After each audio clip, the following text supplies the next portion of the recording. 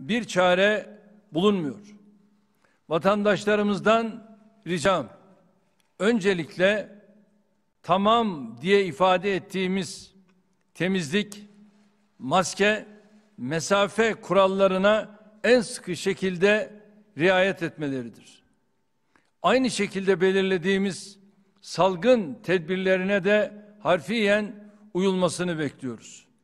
Daha önemlisi, tüm vatandaşlarımızın salgın tehdit olmaktan çıkana kadar mecbur kalmadıkça kalabalığa karışmamalarını, evlerinde dahi dikkatli hareket etmelerini istiyoruz. Henüz kesin tedavisi bulunamayan bu salgına karşı en etkili tedbir kendimizi korumaktır. Kendimiz sağlıklı olsak bile sevdiklerimizin ve diğer insanların sağlığı için üzerimize düşen fedakarlıkları yapmak mecburiyetindeyiz.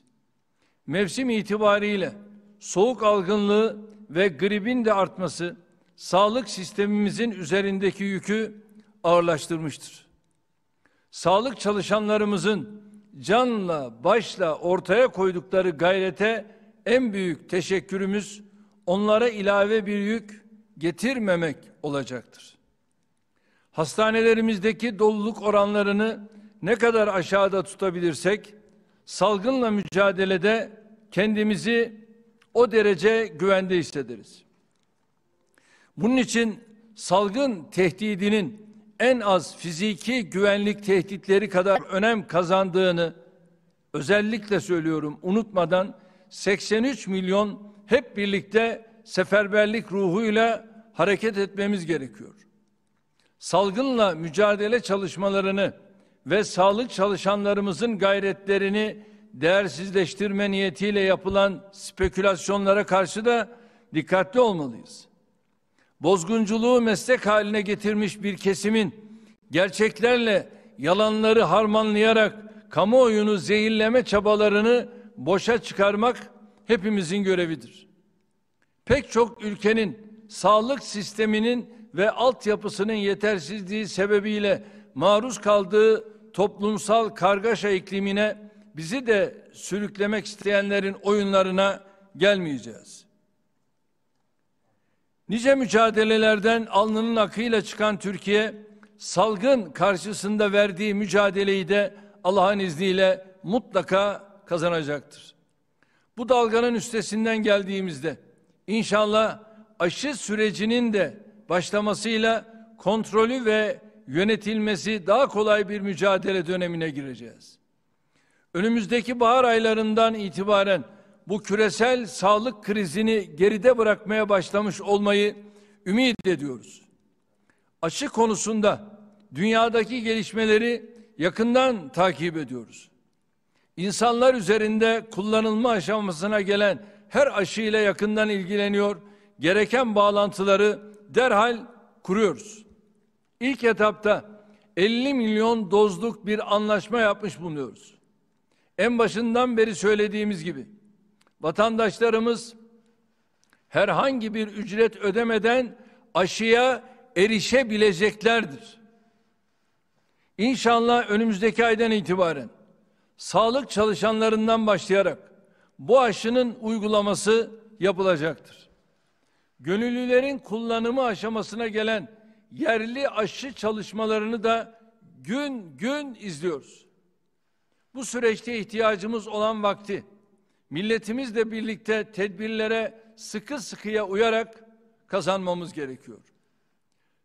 Tabii sağlık krizini topyekün bir ekonomik ve sosyal krize dönüştürmemek için adımlarımızı dikkatli atıyoruz.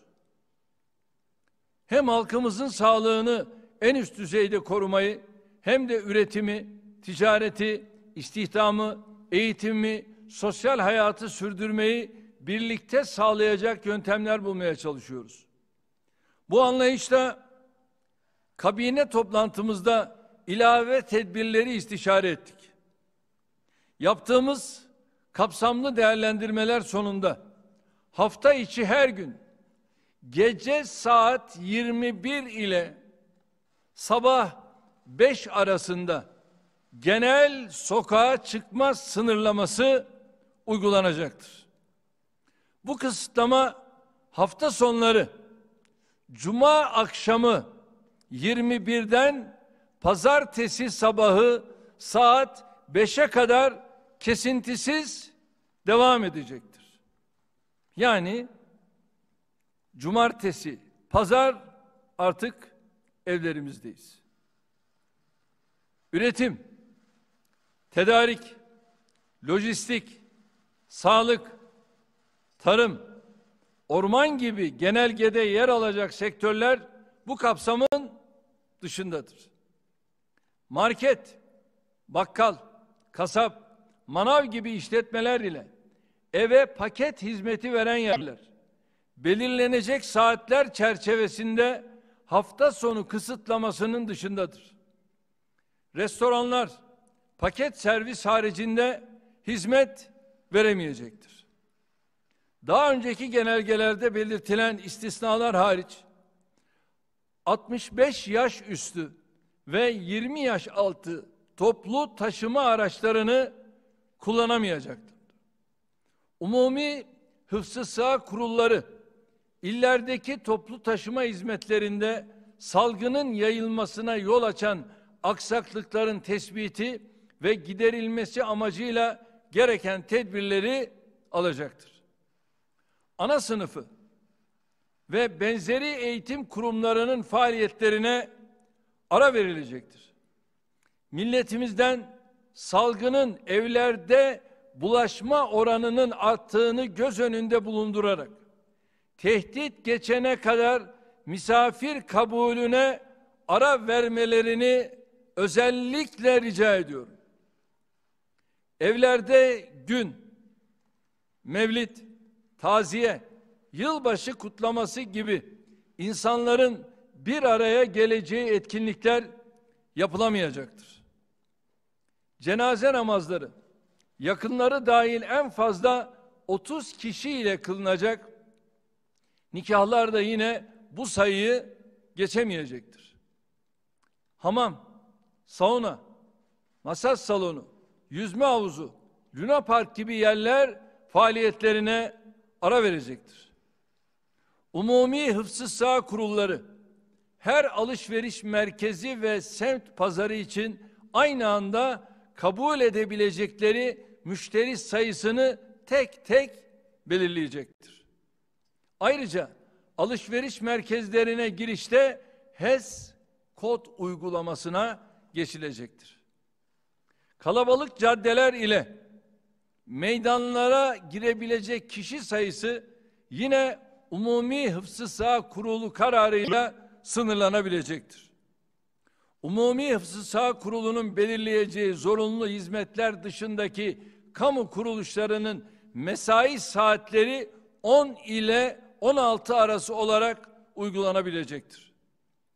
50 kişiden fazla çalışanı olan iş yerlerinde, iş yeri hekiminin gözetiminde mevcut iş sağlığı ve güvenliği uzmanı veya belirlenen bir personel tarafından salgın tedbirlerinin uygulaması sıkı bir şekilde denetlenecektir.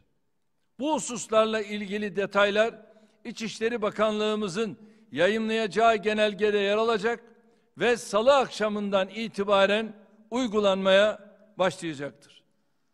Bu tür tedbirlerin salgının artışının önüne geçtiği bilimsel tespitten hareketle aldığımız kararların hayırlara vesile olmasını diliyorum. Tüm bu tedbirlerin ülkemize hayırlara vesile olmasını diliyorum. Aziz milletim, hükümet olarak bir yandan salgının önünü kesmeye çalışırken bir yandan da ülkemiz içinde ve dışında tarihi bir mücadele yürütüyoruz. Bu ülkenin Cumhurbaşkanı olarak ben milletimden bir şey daha istiyorum. Lütfen kapalı mekan, evleriniz neresi olursa olsun, sigara içmeyi bu dönem içinde kesinlikle bırakın. Nargile içmeyi kesinlikle bu süre içerisinde bırakın. Benim sigarayla da nargileyle de işim yok. Ben bunları sadece milletimin sağlığı için istiyorum. Milletime olan sevgim için istiyorum. Çünkü hepsi de bunların akciğerlerimizi tehdit eden en önemli zararlı ürünler. Ülkemizin merkezinde yer aldığı geniş bir coğrafyada insani, siyasi, diplomatik, ekonomik ve askeri olarak tarihi bir duruş sergiliyoruz. Hem kendi sınırlarımızın güvenliğini sağlamak, hem dost ve kardeş halklara destek olmak, hem de tüm mazlumlara ve mağdurlara el uzatmak için imkanlarımızı seferber ettik.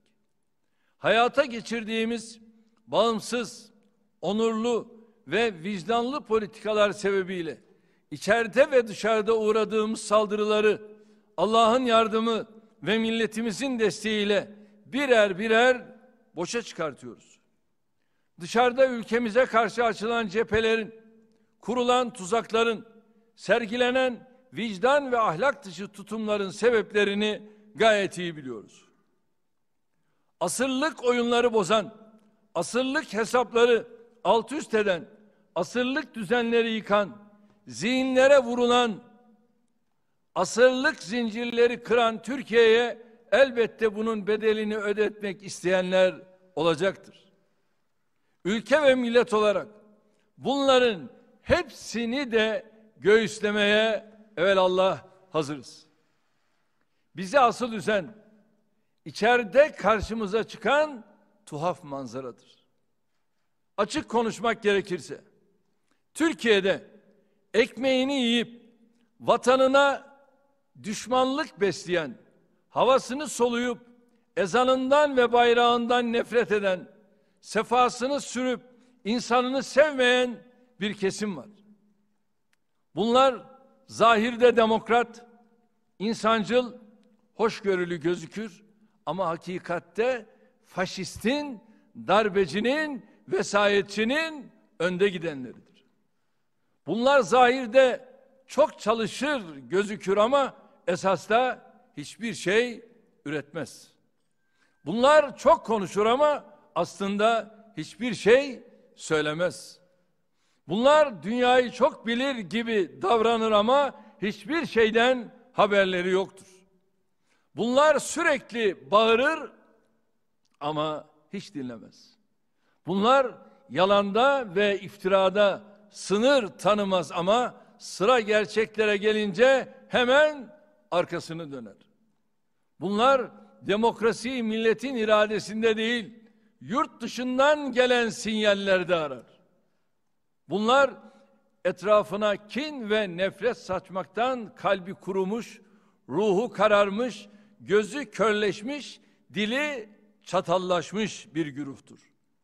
Ülkemizin ufkunu gölgeleyen, enerjisini emen, vaktini heba eden, havasını kirleten, suyunu bulandıran bu zihniyetin demokrasimize ve kalkınmamıza maliyeti en az yarım asırdır.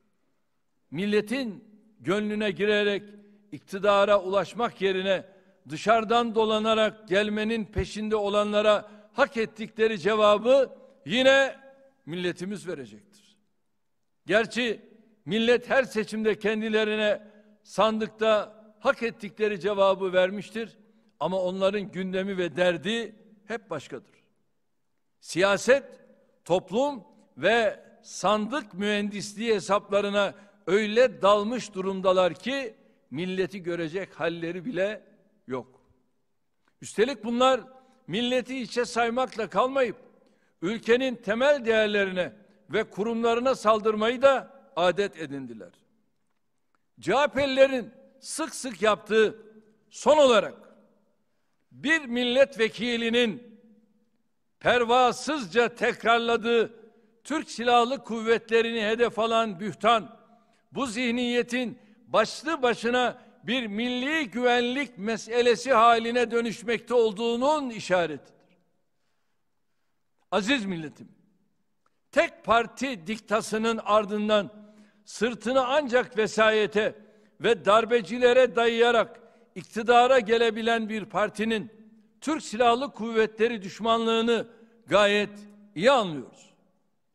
Onların derdi ordumuzun artık darbeyle CHP iktidar yolunu açmak yerine Türkiye'nin sınırlarını koruma ve sınır ötesi harekatlarını yaparak asli görevini yerine getiriyor olmasıdır. Yüreklerinde Türkiye yerine başka mahfillerin sevgisini taşıyanların sıfatları milletvekili bile olsa laf cambazlığıyla bu ülkenin ordusuna bühtan etmesine izin veremeyiz. Bunların sancısı ülkemize yapılan yatırımın nereden geldiği değil, Türk ordusunun özellikle son 5 yıldır ne yaptığıdır. FETÖ'den PKK, YPG'ye kadar birliğimize ve beraberliğimize saldıran terör örgütlerinin borazanlığını yapanlar, ülkemizin siyasi ve ekonomik güvenliğinin sınırlarını genişletme gayretlerini engellemeye çalışıyor. Türkiye'ye karşı açık düşmanlık besleyenlerle hiçbir sorunu olmayanlar, Azerbaycan ve Katar gibi ülkemize dostluklarını kayıtsız şartsız bir şekilde gösterenlere saldırdıkça saldırıyor. Her fırsatta ülkemize husumetlerini gösterenlere karşı tavır almak bir yana, onların safına geçip onların argümanlarıyla bizi hedef alıyorlar. Yine buldukları her fırsatta Türkiye'yi yabancılara şikayet ediyor, yatırımcılara ülkeye gelmeyin mesajı veriyorlar. Bunların işlerindeki kinin ve nefretin sebebi ne Borsa İstanbul'dur ne Sakarya'daki fabrikadır. Bunların derdi gerisindeki kadim medeniyet ve tarih müktesebatıyla bizatihi Türkiye iledir, Türk milletiyledir, ülkenin hedefleriyledir. Bu kirli zihniyetin sadece istismarını yaptığı demokrasinin, özgürlüğün, çoğulculuğun en samimi savunucusu ve uygulayıcısı biz olduk. Şimdi ben buradan sesleniyorum. Ey bu CHP'nin başındaki zat! Senin milletvekilin kalkacak, benim silahlı kuvvetlerine bu denli hakaret edecek, bu denli edepsizce, alçakça hakaret edecek ve sen bunu kapıya koyamayacaksın. Bak söylüyorum, bunun hesabını Mehmetçiğine, askerine bu denli sahip çıkan bu millet seni asla affetmeyecektir. Bunu bir defa bilesin. Sandıklar da seni affetmeyecektir. Bizim demokrasi ve özgürlük sınırlarımız güya bu kavramların kaynağı olan Batı'nın kendisinin bile uymadığı ve uygulamadığı kadar ileri seviyededir. Türkiye'de devlete ve millete yapılan saldırıların 1/1000'ini Batı'da denemeye kalkın, görün bakın başınıza ne geliyor. Böyle bir durumda ne milletvekili veya gazeteci sıfatı sizi kurtarır, ne sivil toplum kuruluşu maskesi tepenize binilmesine engel olur. Mesela Gezi olaylarında ülkemizi insan haklarından demokrasiye kadar her konuda suçlayanlar, Fransa'da yaşanan vahim görüntüler karşısında 3 maymunu oynuyor. Paris cayır cayır yanarken olayları görüntülemek isteyen basın mensupları polis şiddetine maruz kalırken Fransız medyasının bunları yayınlamak yerine Türkiye aleyhtarı haberlerin dozunu artırması da bir başka çarpıklıktır. İlköğretim okullarındaki öğrencilerin Peygamber Efendimiz Aleyhisselatu Vesselam hakaret eden karikatürleri eleştirdikleri için saatlerce karakolda sorgulandığı bir ülkeden başka türlü bir davranış beklemenin beyhude olduğunu da biliyoruz. Burası Fransa. Başka bir şey göremezsiniz. Başka bir şey de beklemeyin. Buna rağmen Fransa'da yaşanan olaylarda hükümetin sergilediği antidemokratik tutum sebebiyle insan hak ve özgürlükleri adına duyduğumuz endişeleri bir kez daha tekrar ediyoruz. Ülkemizde de elbette özgürlük sınırlarının bittiği bir çizgi vardır. Bu çizgi tek millet, tek bayrak, tek vatan, tek devlet diye ifade ettiğimiz Rabia'mızdır. Özellikle son 7 yıldır var güçleriyle saldırdıkları halde Türkiye'ye diz çöktürtemeyenlerin siyasi ve ekonomik tetikçiliğini yapanlar artık bu çizgiyi de geçerek doğrudan temel değerlerimizi hedef alıyorlar. Tüm bakanlıkları ve kurumlarıyla hükümete, orduya, istihbarata, diyanete, savunma sanayine, yatırımlara, hatta Akdeniz ve Karadeniz'deki hidrokarbon arama faaliyetlerimize saldırıyorlar. Yurt dışında birilerinin kendilerine biçtiği role karşı seslerini çıkarmayanlar, kendi hükümetlerine en galiz ifadelerle saldırmaktan geri durmuyorlar. Ülkemize hedeflerine ulaşmaktan alıkoymak için ellerinden geleni yapıyorlar. Ama başaramayacaklar. Ne yaparlarsa yapsınlar, hangi yollara başvururlarsa vursunlar, hangi alçaklığa tevessül ederlerse etsinler, başaramayacaklar.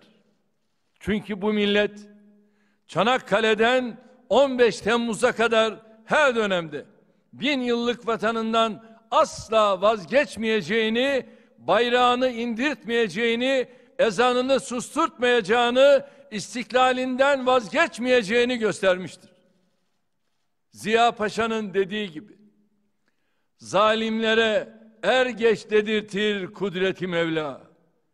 Tallahi lekad aserekallahu aleyna. Milletçe Rabbimize olan sarsılmaz imanımız en büyük güç kaynağımızdır. Biz de yardımı sadece Allah'tan, desteği sadece milletimizden bekleyerek, milli iradenin üstünde irade tanımadan yolumuza devam edeceğiz. Aziz milletim, geçtiğimiz hafta Borsa İstanbul'un Türkiye Varlık Fonu'nun uhdesindeki %10'luk hissesinin Katar Yatırım Otoritesi'ne satışı yapıldı. Türkiye Varlık Fonu'nun bu hisseyi geçtiğimiz yıl Avrupa İmar ve Kalkınma Bankası'ndan almıştı. Bu anlaşmadan sonra Türkiye Varlık Fonu'nun Borsa İstanbul'daki payı %80,6'dır. Bay Kemal, bunu öğren. Bunu bil, bu sana lazım. Yani bir yıl öncesiyle aynıdır. Katar Yatırım Otoritesi aralarında Almanya, İngiltere, ABD gibi ülkelerin de bulunduğu 40'tan fazla ülkede 400 milyar dolardan fazla yatırımı bulunan küresel bir kuruluştur. Bu kuruluş dünyanın en büyük borsalarından biri olan Londra borsasının da %10,3'üne sahiptir. Ama dünyanın hiçbir ülkesinde bu yatırımlardan dolayı Katar bizi ele geçiriyor diye zırvalayan kimse çıkmadı. Almanya'nın tapusunu da Katarlılara verin, İngiltere'nin tapusunu da Katarlılara verin diyen de çıkmadı. Bu ne garipliktir ya. Aksine yapılan yatırımdan herkes memnuniyet duydu. Esasen bu tür yatırımlar ülkemize duyulan güvenin işaretidir. Bundan niye rahatsız oluyorsun? Türkiye'nin 3. çeyrekte %6,7 büyümesi, üretimimizin ve istihdamın güçlenmesi bakımından çok önemlidir. Özellikle ithal etmekte olduğumuz ürünlerin ülkemizde üretimi konusundaki çabalarımızı yoğunlaştıracağız. Ekonomik ve hukuki reformlarımızı süratle hayata geçirerek ülkemizin yerli ve uluslararası yatırımcılar için cazibesini daha da artıracağız. Ülkemize yatırım yapan tek ülke Katar'da değildir.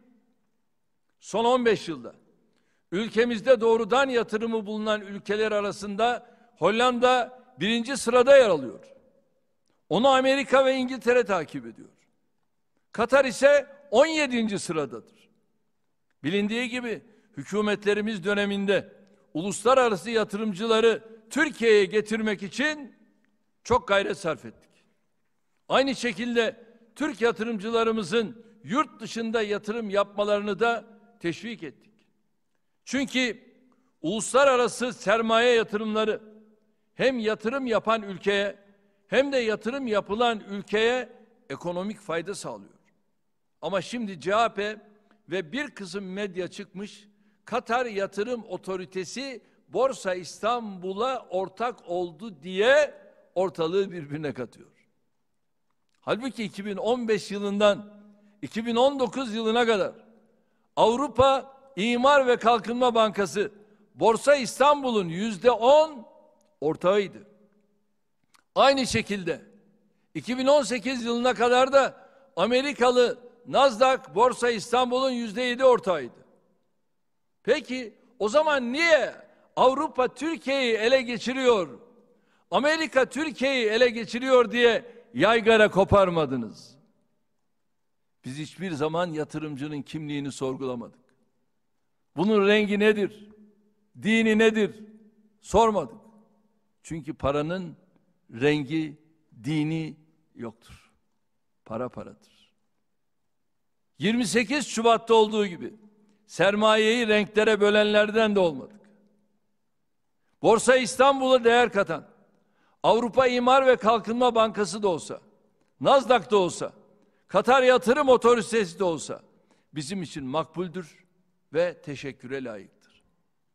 Ama bu faşist kafa, ülkenin ve milletin hayrına olan böyle bir işte kimliğine bakarak yatırımcı ayrımcılığına gidiyor.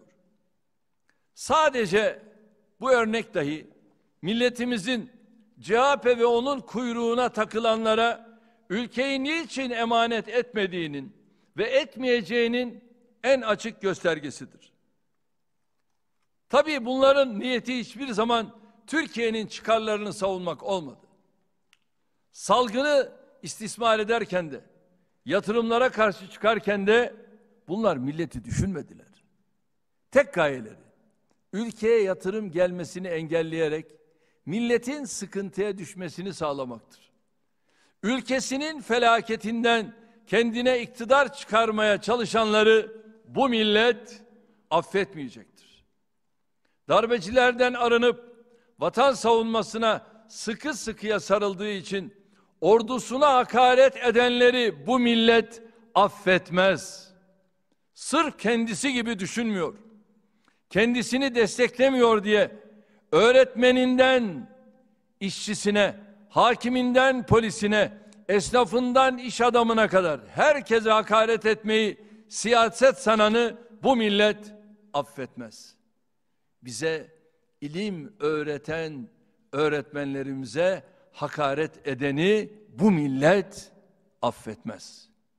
Türkiye bunlara rağmen son 18 yılda Cumhuriyet tarihinin tamamında yapılanların 5 kat, 10 kat fazlası hizmete hamdolsun kavuşmuştur.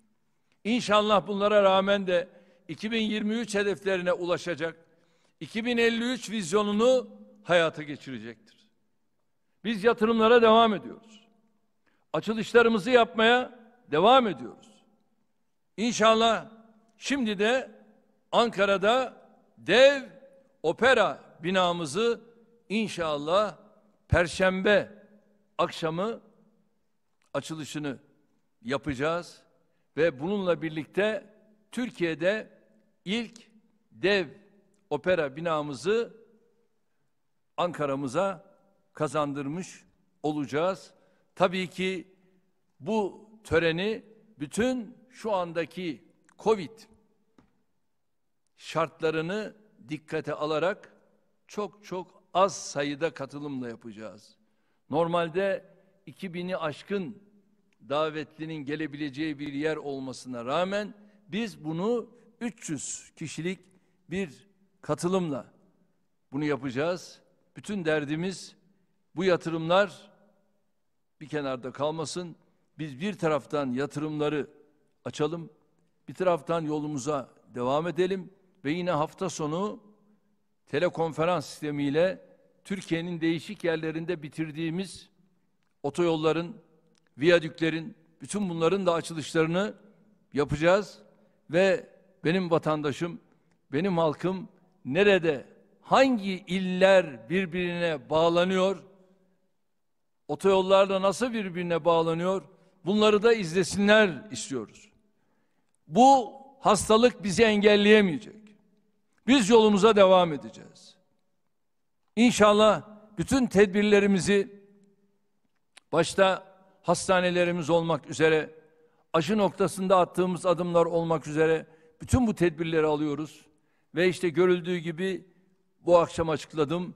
Hafta sonu Cuma akşamından başlamak üzere cumartesi, pazar evlerimizdeyiz. Dışarı çıkmıyoruz ve evlerimizde de kontrolü elden bırakmıyoruz. Buna mecburuz. Bunlar keyfi değildir. Ama lütfen evinizde de yok sigaraymış, yok nargileymiş, aman ha, bunları da içmeyin. Kendim için değil, sadece ben vatandaşım için bunları sizlerden istiyorum. Ve camlarınızı da açık tutmayı ihmal etmeyin. Ve yeni bir süreci başlatıyoruz. Hassas olmamız lazım.